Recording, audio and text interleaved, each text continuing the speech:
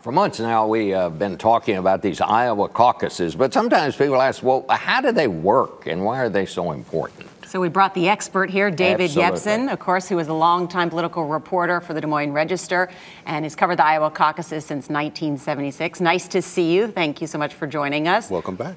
And you know, you and I, 76 was my first one too. And what we always remember about that is that Jimmy Carter, the people called him Jimmy Who, he wound up, but he didn't actually win that year, did he? No, uncommitted one. Uncommitted one. And Jimmy Carter came in second, went on to the presidency.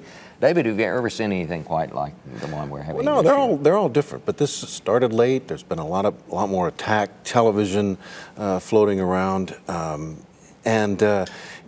caucus goers seem to be having a hard time sorting it out. A lot of fluidity, a lot of indecision. Well, not just the caucus, the politicians here in Iowa. We talked, of course, to Governor Branstad, the Republican, Congressman Steve King, Republican Senator Chuck Grassley. None of them have endorsed in this race. Well, and some of them won't. I mean, they've learned to stay out of this. You know, it's just, I think that the caucus goer is having a hard time. All the candidates offer something. The Republicans desperately want to beat Barack Obama, but they want to find a good electable conservative, and they're having trouble sorting that out. How do they work?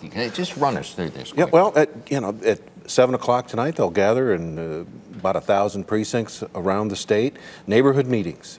And on the Republican side, they'll just visit among themselves. There'll be people giving little talks about why I like, a certain candidate, and then they vote on a slip of paper. It's pretty straightforward.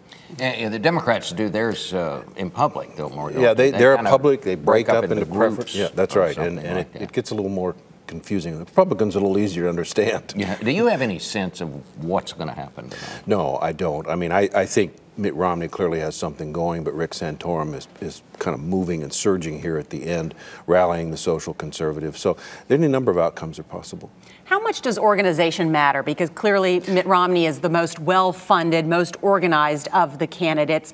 Rick Santorum has the voter enthusiasm, but he lacks the organization. Does that matter as much? Can he still pull off? Can that enthusiasm still propel him to a great victory? Well, it could. Organization I don't think is as important this time as it has been in the past. Debate performances have actually been very important. But in a race this fight or close, the guy who's still got somebody out there making phone calls and having his neighbors come with him, that could be the margins. All right. David, I want to thank you very much. You're always help us to understand this thing. You've helped me for years, so I appreciate it.